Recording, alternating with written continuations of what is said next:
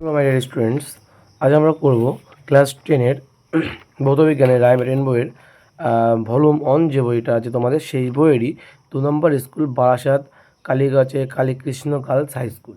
প্রথম গ্রুপ এর প্রথম কোশ্চেন কী বলছে দেখো। গ্রুপ এ প্রথম কোশ্চেন বলছে এসটিপিতে 50 গ্রাম CaCO3কে উত্তপ্ত করায় কার্বন ডাইঅক্সাইডের আয়তন কত হবে। দেখে নাও, তাহলে CaCO3কে আমরা উত্তপ্ত করছি, উত্তপ্ত করলে কী হবে, CaCO3 ব্রেক করবে, ভেঙে যাবে, আর ভেঙে গেলে কী উৎপন্ন করবে, CaO প্লাস CaO2। ঠিক আছে, তাহলে তাদের আণবিক ভর যদি আমি বের করি, আমাদের বলেছে কত, 50 গ্রাম CaCO3, তার মানে আণবিক ভর আমার বের করতে হবে। তো আণবিক ভর কত হবে, তোমরা মনে রাখবে এর আণবিক ভর কত, 100 গ্রাম হয় CaCO3কে। কীভাবে, তো ক্যালসিয়ামের 40 প্লাস কার্বনের 12 প্লাস অক্সিজেনের 16 গুণ 3 3 16 48, তার মানে 40 প্লাস 12 প্লাস হচ্ছে 48, 48 আর 12 হচ্ছে 60, আর 60 40 100, তাহলে 100 গ্রাম হচ্ছে আণবিক ভর। ঠিক আছে, আর এখানে বলেছে কার্বন ডাইঅক্সাইডের আয়তন, তাহলে কত হবে, নর্মাল অবস্থায় 22.4 লিটার। তাহলে একটা জিনিস দেখো, এখানে কত বলেছে, এখানে বলেছে 50 গ্রাম CaCO3, অর্থাৎ এই 100টা হয়ে যাচ্ছে কত, 50, দ্যাট ইজ মিনস এটা হয়ে যাচ্ছে কি, অর্ধেক, তাই না। যদি এটা অর্ধেক হয়ে যায় তাহলে এটাও নিশ্চয়ই অর্ধেক হয়ে যাবে, এটা তাহলে উত্তর কত হবে, 11.2 লিটার। বোঝা গেল, তো উত্তর কত হবে, 11.2 লিটার। অপশান এ হচ্ছে রাইট অ্যান্সার। এটা কিন্তু আমরা একেবারে করলাম, আশা করি বুঝতে পেরেছো, এটা কিন্তু আমরা একেবারে করলাম। এবার তোমরা এভাবে লিখতে পারো যে 100 গ্রাম CaCO3কে যে উত্তপ্ত করলে আমরা 22.4 লিটার আয়তন কার্বন ডাইঅক্সাইড পাবো। সেখান থেকে যে 1 গ্রামের জন্য কত আর 50 গ্রামের জন্য কত, ওই নিয়ম করলেই বেরিয়ে যাবে। আমরা সরাসরি শর্টকাট নিয়মে করলাম। তারপরে বলেছে কোনো কঠিনের দৈর্ঘ্য আর আয়তন প্রসারণ গুণাঙ্কের অনুপাত কত। দেখো, আমরা জানি basically alpha equal to beta by 2 equal to gamma by 3 আমরা জানি। অর্থাৎ এখান থেকে আমরা বলতে পারি alpha is to beta is to gamma equal to কত জানো, তাহলে কিছু নেই, মানে 1, তাহলে 1:2:3, এটা হচ্ছে এদের অনুপাত হওয়া উচিত। তার মানে আমাদের বলেছে কত, এটা দেখো, এটা দৈর্ঘ্য প্রসারণ গুণাঙ্ক, এটা ক্ষেত্র প্রসারণ গুণাঙ্ক, এটা হচ্ছে আয়তন প্রসারণ গুণাঙ্ক। আমাদের জানতে চেয়েছে দৈর্ঘ্য আর আয়তন, অর্থাৎ আলফা এবং গামা। তাহলে আলফা এবং গামা জানতে চাইলে তাহলে কত হবে, 1 আর 3 নেবো, 1:3 হচ্ছে এটার অ্যান্সার হবে। ঠিক আছে, 1:3 এটার অ্যান্সার। তারপরে বলেছে কি, কিলোওয়াট ঘন্টা দ্বারা যে ভৌত রাশির পরিমাপ করা হয় তার নাম কি। কিলোওয়াট ঘন্টা দ্বারা আমরা তড়িৎ শক্তিকে পরিমাপ করি। তড়িৎ শক্তি যে বিভব, কার্য এবং আধানের মধ্যে সম্পর্ক কি, আমরা জানি W=V/Q। আমরা কি জানি, W=V/Q, তাহলে Q= কত হবে, W/V। Q= কী হবে, W/V হবে, তাহলে Q=W/V। অপশান ডি হচ্ছে রাইট অ্যান্সার। ঠিক আছে, তারপরে বলেছে অ্যানোডে সংঘটিত বিক্রিয়াটি কী। অ্যানোডে কী ঘটে, অ্যানোডে কিন্তু সবসময় জারণ ঘটে, অ্যানোডে কী হয়, জারণ ঘটে, আর ক্যাথোডে বিজারণ ঘটে। তারপরে বলেছে অ্যামোনিয়া থেকে নাইট্রিক অ্যাসিড প্রস্তুতির শিল্প পদ্ধতির নাম কি। অ্যামোনিয়া থেকে নাইট্রিক অ্যাসিড শিল্প প্রস্তুতির নাম হচ্ছে অসওয়াল্ড পদ্ধতি। কী বলা হয়, অসওয়াল্ড পদ্ধতি। তোমাদের বইতে ওই পরীক্ষাগার প্রস্তুতির অধ্যায়ের একদম শেষের দিকে দেখবা আছে। তারপরে বলেছে প্রদত্ত কোন ধাতু সংকরে জিঙ্ক বর্তমান। জিঙ্ক বর্তমান মানে কার মধ্যে জিঙ্ক আছে সেটা আমাদের লিখতে হবে। মনে রাখবে পিতলের মধ্যে কিন্তু জিঙ্ক থাকে, পিতলের মধ্যে কিন্তু জিঙ্ক থাকে। এই ছিল আমাদের গ্রুপ এর কোশ্চেন। এবার আমরা দেখব গ্রুপ বি এর কোশ্চেন। 2 মোল নাইট্রোজেনের সঙ্গে 6 মোল হাইড্রোজেনের বিক্রিয়ায় অ্যামোনিয়া গ্যাসের মোল সংখ্যা কত হবে, অর্থাৎ আমাদের কতটা অ্যামোনিয়া গ্যাস নির্গত হবে। দেখে নাও, বলেছে 2 মোল নাইট্রোজেন, তাই তো। তাহলে আমরা যদি বিক্রিয়া করি নাইট্রোজেন প্লাস হাইড্রোজেন, তোমাদের এটা হচ্ছে তোমাদের কেমিস্ট্রির পার্টে আছে এই বিক্রিয়াটা। তো নাইট্রোজেন দ্বারা কী হবে, অ্যামোনিয়া গ্যাস তৈরি করা হয়। এটা হেবার পদ্ধতি এক কথায়। নাইট্রোজেন প্লাস 3 হাইড্রোজেন এটা বিক্রিয়া করলে তৈরি করবে অ্যামোনিয়া NH3, সেটা কতটা, 2 অণু অ্যামোনিয়া তৈরি করবে। ঠিক আছে, 2 অণু অ্যামোনিয়া তৈরি করবে। এখন যে প্রশ্ন, এখানে কত মোল লাগছে, এটা দেখো 1 মোল নাইট্রোজেন লাগছে, এটা 3 মোল হাইড্রোজেন লাগছে, তাই তো। 3 মোল কী লাগছে, হাইড্রোজেন। এর আগে কত আছে, 3 আছে না, তাই 3 মোল। এর আগে কত, 2, তাহলে এটা লাগবে 2 মোল, তাহলে 2 মোল অ্যামোনিয়া লাগবে আমাদের, তাই তো। আমরা অ্যামোনিয়া উৎপন্ন হবে 1 মোল নাইট্রোজেন আর 3 মোল যদি আমরা হাইড্রোজেন নিই, তাহলে আমার 2 মোল অ্যামোনিয়া উৎপন্ন হবে। এখন আমাদের প্রশ্নে কী বলেছে, 2 মোল নাইট্রোজেন দরকার, নাইট্রোজেন তাহলে 2 মোল করে দাও। এটা বলেছে কত মোল, 6 মোল বলেছে, মানে দেখো সবগুলোকে কী করা হচ্ছে, দ্বিগুণ করা হচ্ছে। একে দ্বিগুণ করা হলো, একে দ্বিগুণ করা হলো, তাহলে নিঃসন্দেহে এটাকেও দ্বিগুণ করবে, তাহলে এটা হয়ে যাবে 4 মোল। তাহলে উত্তর কত হবে, তাহলে উত্তর হবে 4 মোল। তো তোমার শর্টকাটেই করে দিও ওইভাবেই। দেখো উত্তরখানে দেখো তোমাদের যদি ডিটেলসে লিখতে হয় তাহলে কী লিখবে, যে 1 মোল নাইট্রোজেন এবং 2 মোল হাইড্রোজেন, এইভাবে লিখবে যে 1 মোল নাইট্রোজেন 2 মোল হাইড্রোজেন থেকে আমরা 2 মোল, আচ্ছা 2 না, 3 হবে, 2 মোল কী পাবো আমরা অ্যামোনিয়া NH3 উৎপন্ন হবে। একই রকমভাবে তাহলে 1 মোল যদি তাহলে এটা করতে হবে 2 মোল, তাহলে 2 মোল নাইট্রোজেন এবং 6 মোল হাইড্রোজেন থেকে আমরা তাহলে বুঝতেই পারছো এটা দ্বিগুণ করা যায়, দ্বিগুণ করা হচ্ছে, তোমরা এটা 2 গুণ 2 এত মোল অ্যামোনিয়া উৎপন্ন হবে, অর্থাৎ 4 মোল অ্যামোনিয়া উৎপন্ন হবে NH3। বোঝা গেল? এইভাবে তোমরা করে দেবে, অসুবিধা নেই, ঠিক আছে, নাম্বার ফুল মার্কসই পেয়ে যাবে, ঠিক আছে। তারপর দেখো বলেছে যে E=mc² সূত্রের প্রবক্তাকে, E=mc² সূত্রের প্রবক্তা হচ্ছে আইনস্টাইন। তাহলে এটার উত্তর কত হবে? 4 মোল হবে, এটা হচ্ছে আইনস্টাইন হবে, উত্তর কী হবে? আইনস্টাইন, ঠিক আছে, আইনস্টাইন। তারপরে বলেছে যে গ্যাসীয় পদার্থের আয়তন প্রসারণ গুণাঙ্কের মান কত? 1/273 per degree centigrade, degree centigrade to the power -1। একই আকৃতি বিশিষ্ট দুটি পরিবাহী তাপ পরিবেদনের অনুপাত 1:2 হলে ওদের তাপীয় রোধের অনুপাত কত হবে? দেখে নাও এটা উত্তর কীভাবে করবে।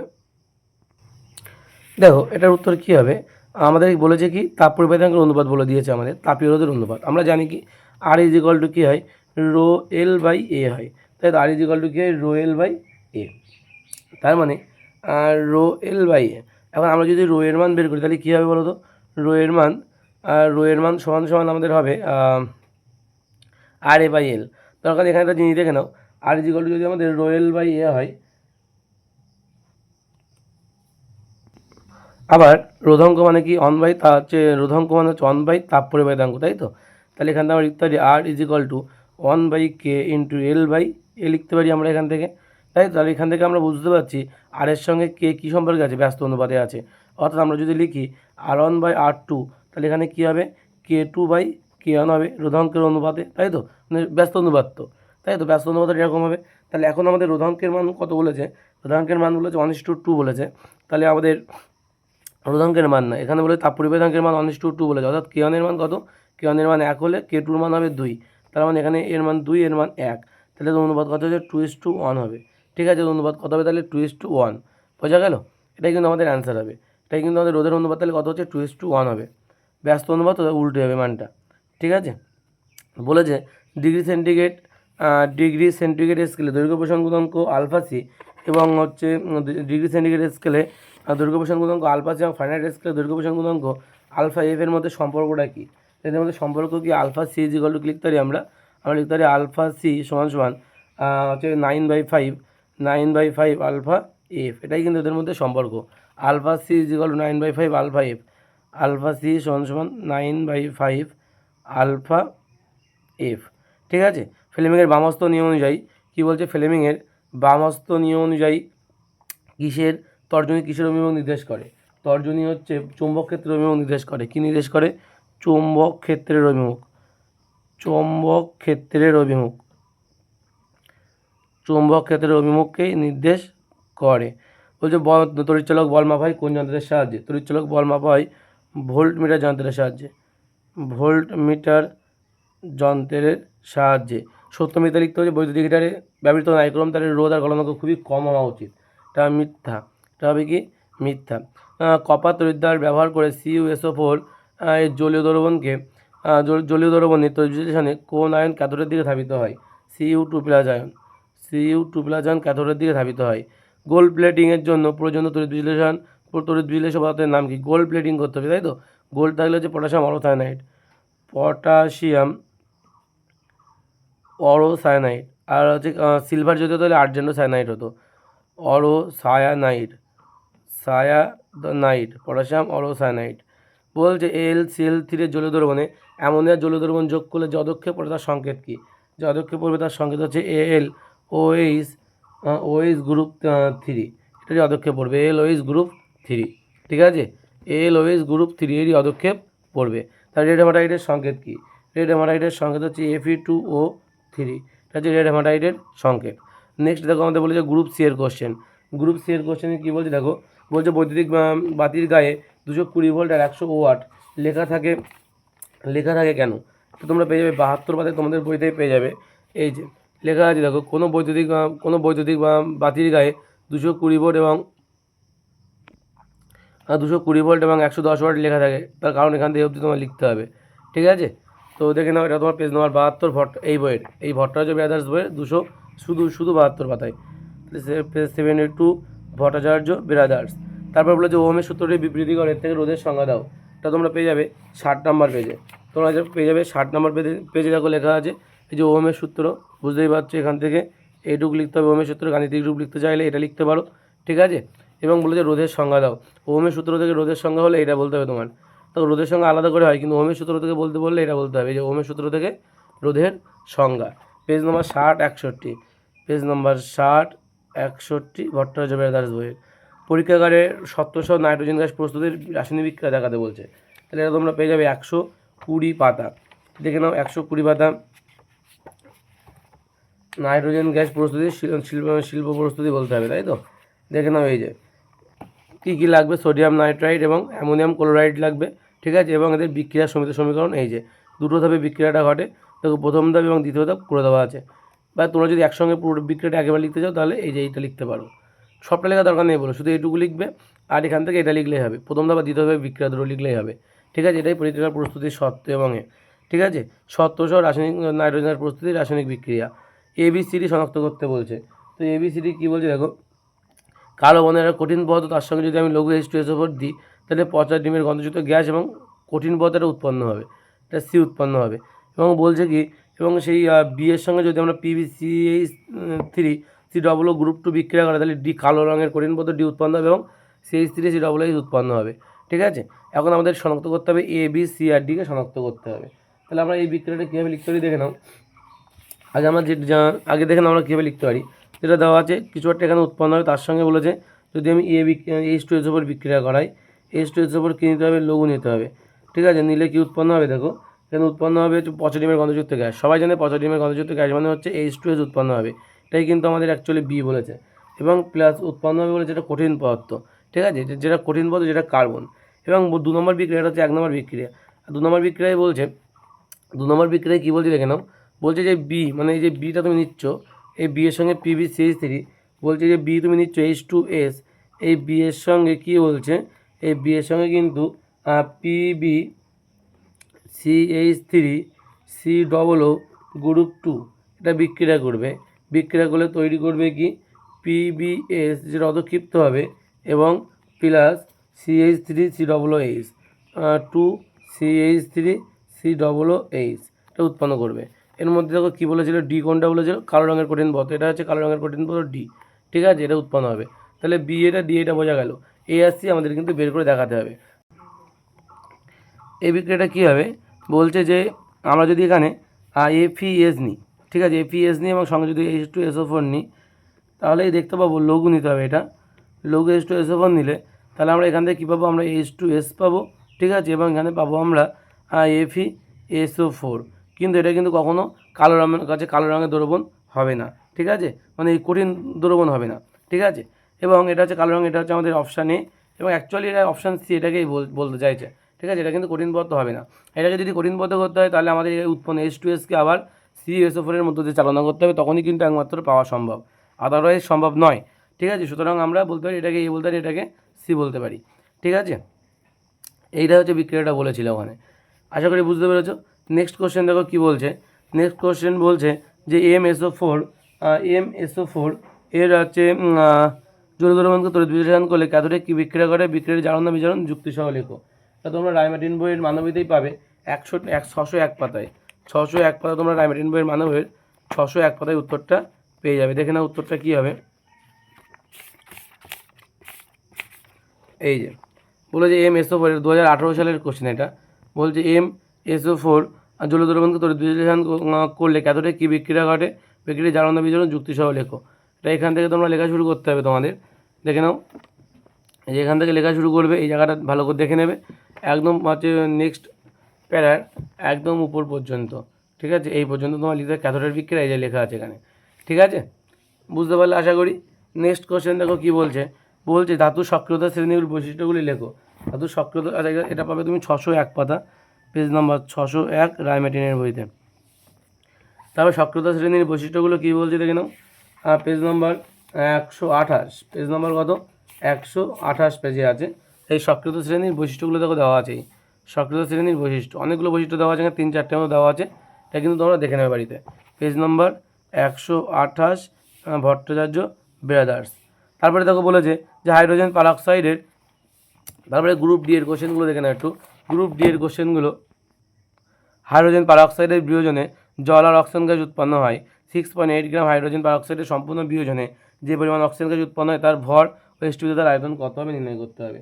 দেখে নাও কী হবে বিক্রিয়াটা, তাহলে বিক্রিয়ার সমীকরণ এভাবে লিখবে, বিক্রিয়ার সমীকরণ দিয়ে লিখবে যে H2O2, এটা হচ্ছে ভাঙলে কী হবে 2H2O জল উৎপন্ন করবে এবং অক্সিজেন উৎপন্ন করবে, এটাকে 2H2O হবে।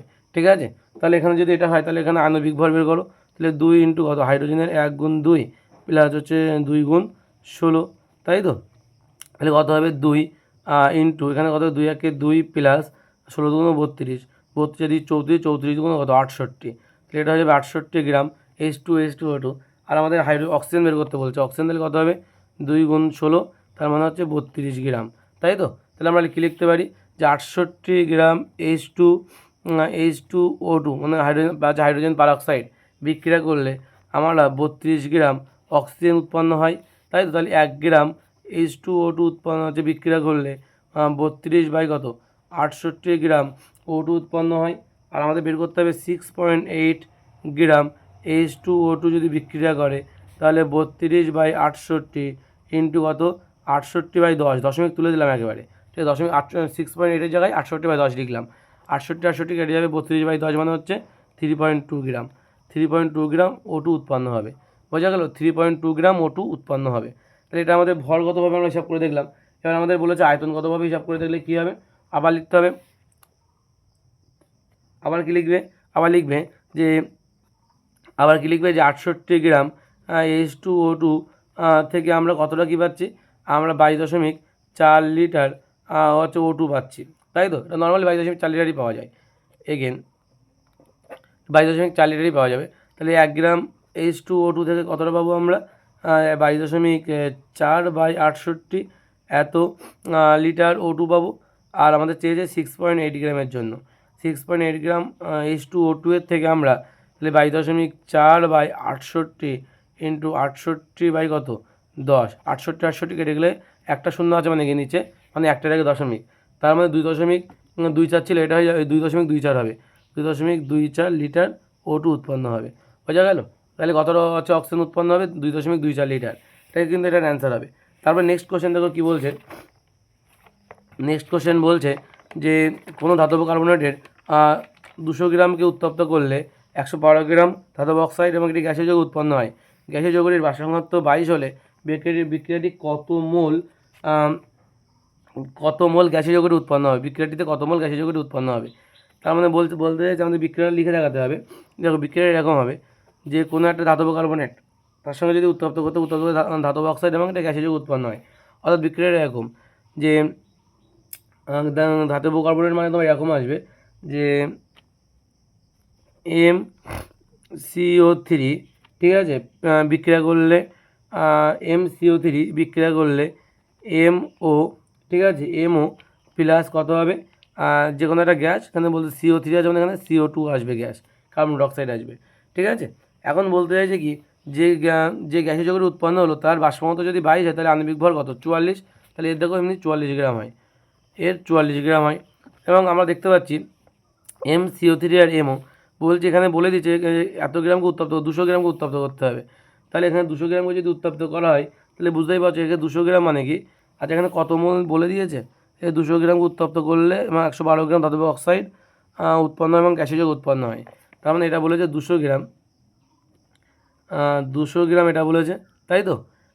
এবং এটা বলেছে কত, আচ্ছা 200 গ্রাম যদি হয়, দেখে নাও ওই জায়গাটা তোমরা কীভাবে করবে।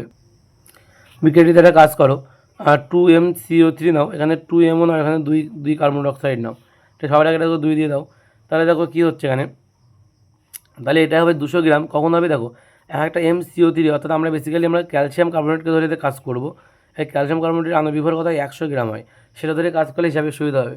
ঠিক আছে, তাহলে বা তুমি এইভাবে না করো, তুমি যদি এটা 200 গ্রাম বলে দেয় এবং এটা যদি বলে দেয় তোমার 112 গ্রাম, তুমি এইভাবেও 2 দেওয়া দরকার নেই তোমাদের, তোমরা এটা এইভাবেও করতে পারো। এটা 200 গ্রাম বলেছে, এটা 112 গ্রাম বলেছে, 112 গ্রাম যদি তাহলে এটা কত গ্রাম হতে হবে, তাহলে এটা 200 হয়েছে, এবং এটা যদি 112 হয় তাহলে নিশ্চয়ই এটা কত গ্রাম হতে হবে, 88 গ্রাম হতে হবে না? তাহলে এই দুটো মিলে তো তোমার 200 হবে না। বুঝতে পারছো কি? কারণ আমাদের কিন্তু বিক্রিয়ক এবং বিভাজিত পদার্থের মোট আয়তন মানে ভর, দুই পাশের ভর কিন্তু সমান হতে হয়।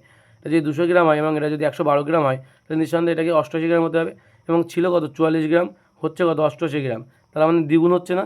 যেহেতু 2 গুণ হচ্ছে তাই এটা 2 মোল হচ্ছে আমাদের গ্যাসীয় পদার্থ কতটা উৎপন্ন হবে, 2 মোল উৎপন্ন হবে। তোমরা এইভাবেও কিন্তু করতে পারো, ঠিক আছে? গ্যাসীয় পদার্থ কতটা উৎপন্ন হবে, 2 মোল উৎপন্ন হবে। নেক্সট দেখো কী বলেছে, পিতল ও লোহা ধাতব পাতকে উত্তপ্ত করলে উত্তপ্ত ও শীতল করা হলে কী পরিবর্তন ঘটবে এবং কেন ঘটবে? এটা তোমরা ডাইমেটেরিয়াল মানবইতে 135 পাতায় পেয়ে যাবে। ডাইমেটেরিয়াল মানবইতে 135 পাতায় তোমরা এই উত্তরটা পেয়ে যাবে। এই যে ধাতব পাতের কী বলেছে প্রশ্নটা বলেছে যে লোহা এবং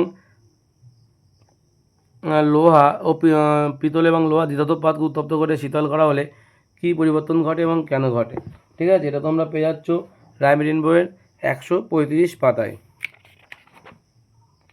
এই যে এই কোশ্চেনটা, যে পিতল এবং লোহা দ্বিধাতব পাতকে উত্তপ্ত করলে উত্তপ্ত শীতল করা হলে কী পরিবর্তন লক্ষ্য করা যায়?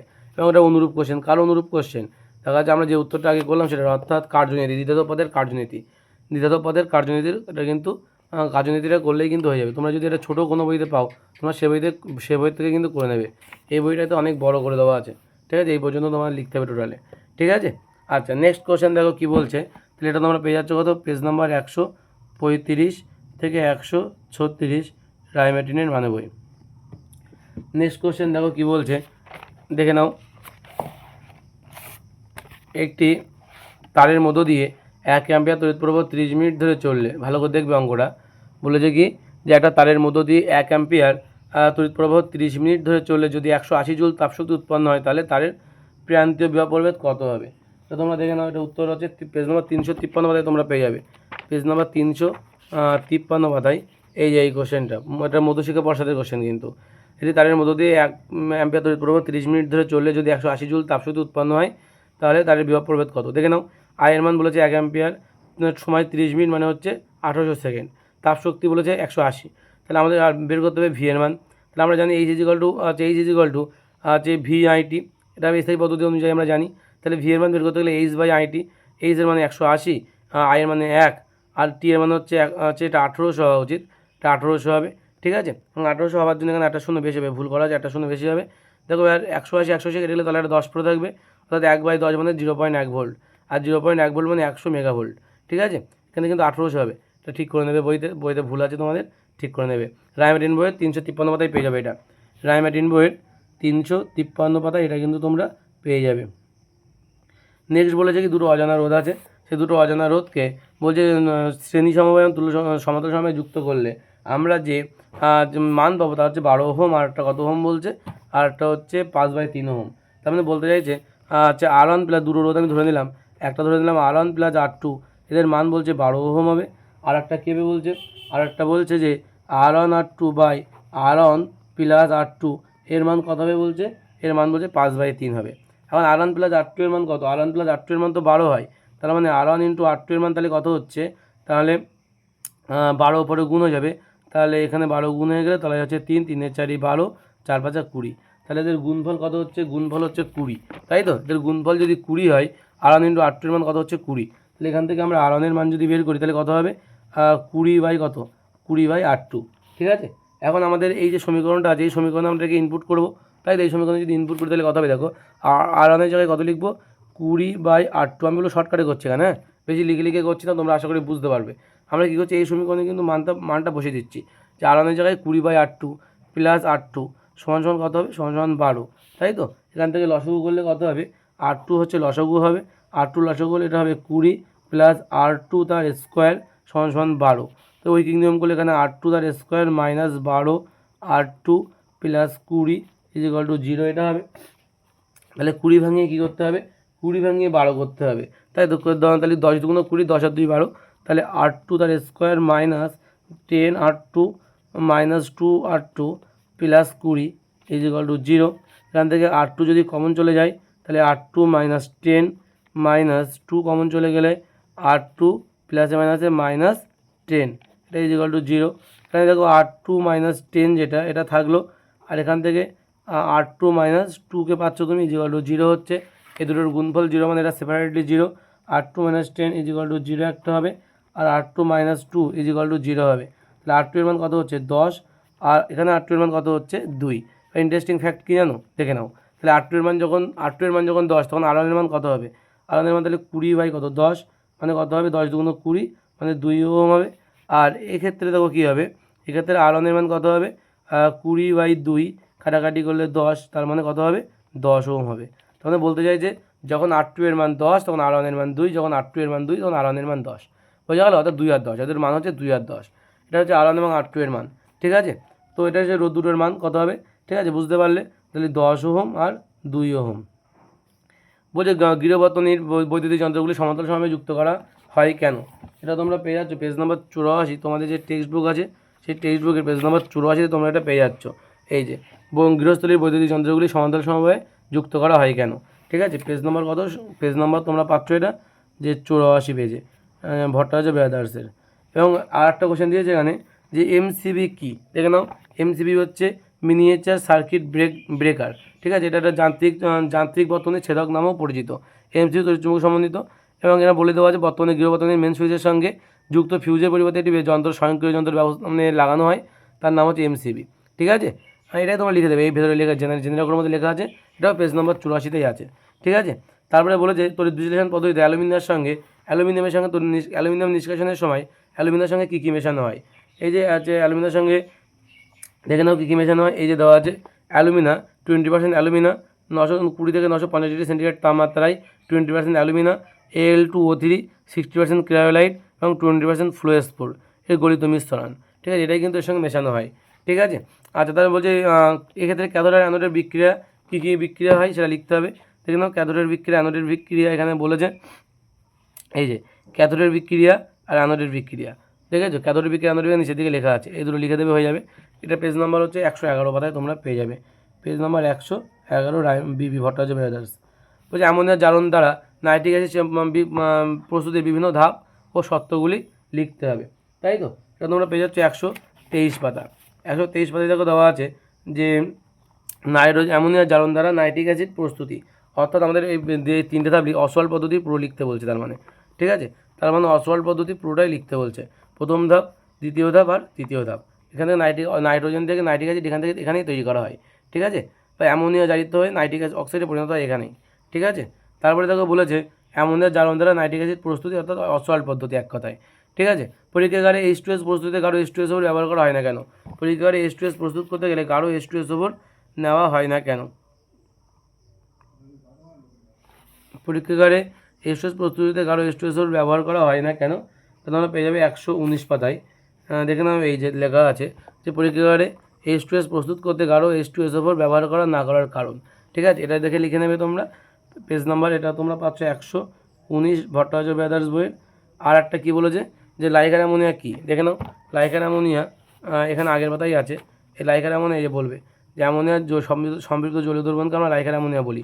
এই পুরোটা লিখে দিতে পারলে খুব ভালো হয়, ঠিক আছে? ওটা তোমরা পেয়ে যাবে 115 পাতায়। তাহলে এর পরেরটার পাচ্ছ 115 পাতা ভট্টাচার্য ব্রাদার্স।